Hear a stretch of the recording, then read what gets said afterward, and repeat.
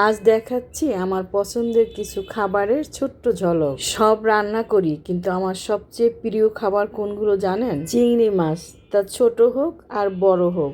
চিংড়ি মাছের ফ্রাই, চিংড়ি মাছ ভুনা, চিংড়ি মাছ দিয়ে আমি রুটি পরোটাও খেতে পারি। চিংড়ি থাকলে আর কিছুই লাগে না। আমি পছন্দ করি সিদ্ধ ছোলা, ছোলা বুট বাগার না দিয়ে খেতে ভালো লাগে।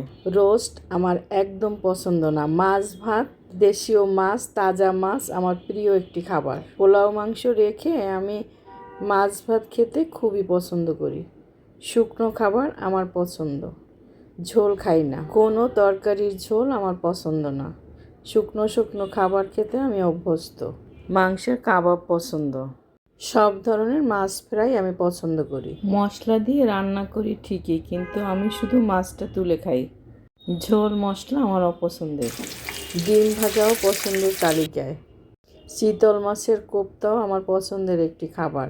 মাঝে মধ্যে এভাবে কোপ্তা বানিয়ে ফ্রাই করে নেই। আপনাদের প্রিয় খাবার কোনটি? রোস্ট পোলাও নাকি মাছ ভাত? কমেন্টে জানাবেন।